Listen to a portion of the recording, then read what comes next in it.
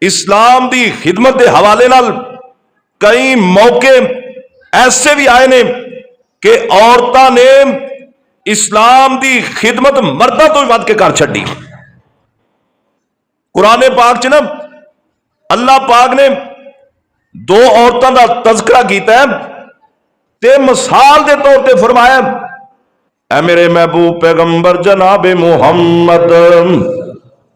صلی اللہ علیہ وسلم، میرا قرآن پڑھ کے انہاں عورتاں نوں دس دیو، اے میرے محبوب پیغمبر جی میرا قرآن پڑھ کے انہاں خواتین نوں آگاہ کر دیو۔ اللہ سونیا کی دسنا ہے؟ اللہ پاک کہندے نے میریاں انہاں بندیاں دا تذکرہ کرو جنہ اسلام دی خاطر اپنی جان تک قربان کر دیتی۔ اور آواز آندی ہے اللہ پاک فرماندے نے وَضَرَبَ اللَّهُ مَثَلًا لِلَّذِينَ آمَنُوا امْرَأَتَ فِرْعَوْنَ إِذْ قَالَتْ رَبِّ ابْنِ لِي عِندَكَ بَيْتًا فِي الْجَنَّةِ وَنَجِّنِي مِنْ فِرْعَوْنَ وَعَمَلِهِ وَنَجِّنِي مِنَ الْقَوْمِ الظَّالِمِينَ۔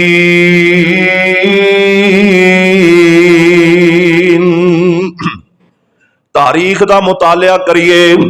سیرت دیاں کتاباں پڑھ کے ویکھیے، موسیٰ علیہ السلام دے دور اندر جیڑی بی بی حضرت آسیہ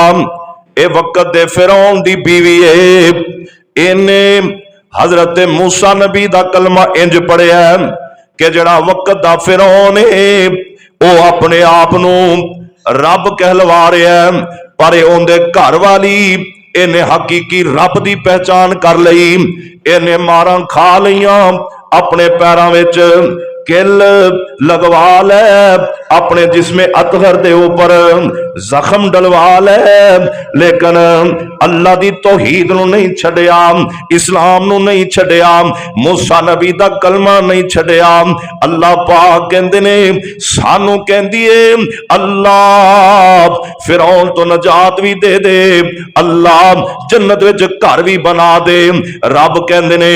اسی صرف گھر بنایا ہی نہیں بلکہ جڑی ساڈی بن گئی، جس بندی نے ساڈی خاطر سب کچھ برداشت کیتا، اسی انہوں دنیا دے اندر انہوں جنت دا محل وکھا بھی دیتا۔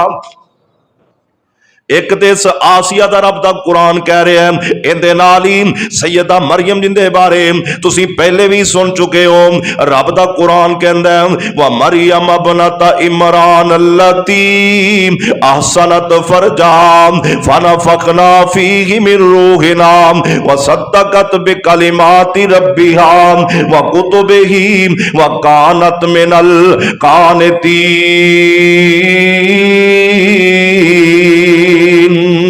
اللہ فرماندے نے انہاں عورتاں دے سامنے مریم علیہ السلام دا تذکرہ کرو، آسیہ دا تذکرہ کرو۔ اللہ سونیا انہاں دے سامنے انہاں دی مثالاں کیوں رکھنیاں نے؟ رب کہندا ہے کیونکہ میں رب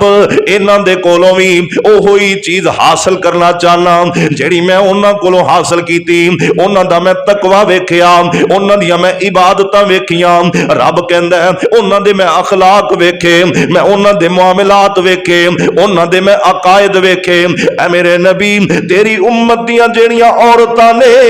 میں چاہنا واں اے وی انہاں جیسیاں بن جان جویں میرے کولوں انہاں جنت لے لئی، میں انہاں نوں وی جنت عطا کر دیواں۔